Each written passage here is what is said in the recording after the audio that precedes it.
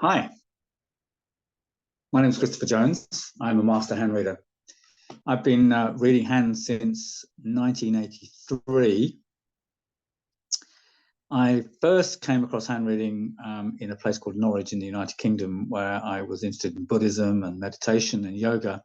And the woman whose yoga classes I was going to said to me one day, "I'm doing a course on hand reading. Would you like to come along?"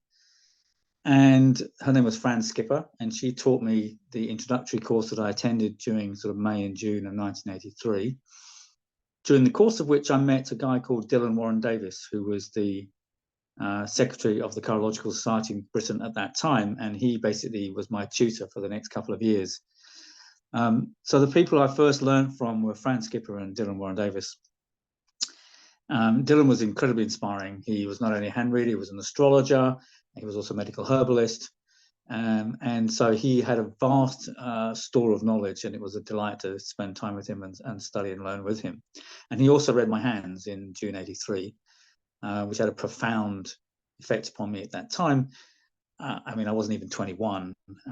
So to discover that the questions of the meaning of your life and who you are and what you're here and what you're all about, and to discover that all that information is there on the end of your hand, the end of your arm, was absolutely fascinating and mind-blowing to discover. So I kind of decided that I would take the study of hand reading seriously, and I joined the Cheirological Society, which was run by a guy called Terry Jukes. He refounded the original London Cheirological Society in 1975. It's a long story about Terry Jukes, and maybe I'll talk about that sometime, but he wasn't particularly active as a teacher. I probably went to half a dozen lectures of his or something like that around that time.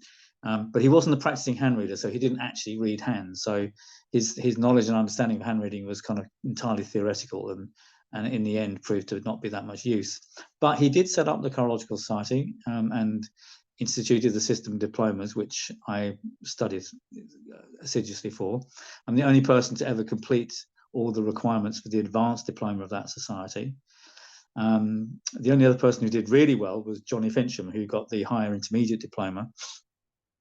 There were lots of students around in that time, but basically Johnny and I were the two most successful within that particular organisation, and studied most assiduously for that. I actually became the secretary of the Cheirological Society in 1989 and ran the whole thing for about 10 years until 1999. I was the secretary, I produced the journals, I wrote the articles, I did the research, I organised seminars, I taught in the UK and in Europe. I read hands, did hand reading consultations. I was a full-time hand reader for 10 years. And basically was actively promoting the hand reading world and contacting anybody and everybody who was interested in hands at that time. So I had amazing correspondences with people like Richard Unger in San Francisco, with Andrew Fitzherbert in Australia. And I contributed to Richard's journal, the International Institute of Hand Analysis Journal, in the 90s, and to a woman called Isabel Herranz, who ran a journal in Spain called Quiros. And then Andrew and I, Fitzherbert and I, corresponded for many, many years on matters historical, because we were both quite interested in the history of hand reading. And I was living in Oxford at the time, so I had access to all the historical material on hand reading, which ended up in my book, The History of Hand Reading, which is still available online and has been available online since 2001. I'll put a link to that somewhere.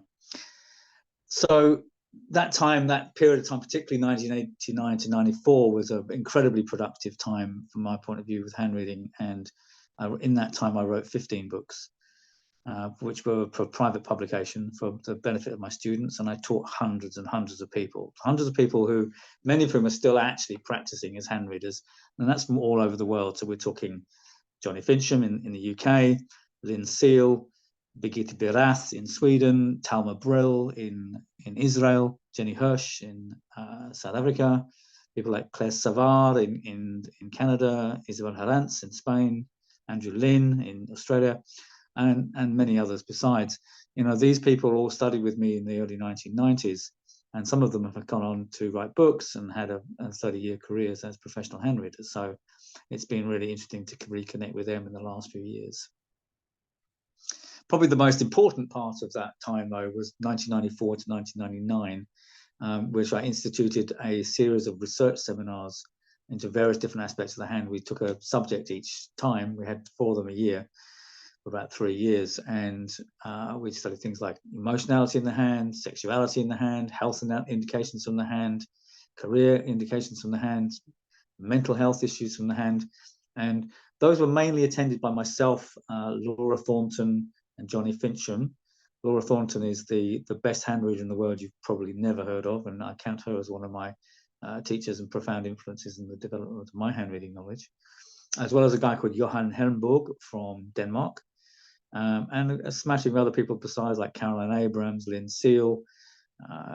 There were numbers of people came at different times, but you had to come and do a paper. You had to present a paper at this seminar, and I actually recorded all of those. You can probably see behind me. There's a I'll go that way. You can see up there. There's go that way. Yeah, go that way. So there's those boxes up there. Those attaché cases contain cassette tape recordings of all those sessions. And so that was kind of very powerful forum for us to develop hand reading and come to our own conclusions when drawing and pulling our resources and working together to develop a body of hand reading knowledge. And in 1999, we all spent our different ways. I came to New Zealand, I got married and had children, and I got back into hand reading again about 5 years ago. And I'm now actively teaching hand reading again.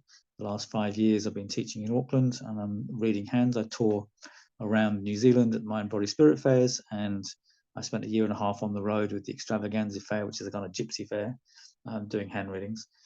And I'm very pleased to let you all know that I am now in a position where I can actually teach again actively, and will be setting up courses, online courses, and material for people to study hand reading from all over the world. We have the technology now to make that possible, so it's not all have to be done in person. But I've been doing hand reading for 40 years, and I've been teaching people, and so many of whom have gone on to have careers for 30 years. So there are very few really good hand readers out there. So if you want to find out what chirology is and why it's different from your run-of-the-mill hand reading, click like here and subscribe to this channel, and I will be providing lots of material where you can actually discover more about what your hands have to say about you. So look for your messages in the comments below, and I will post again soon.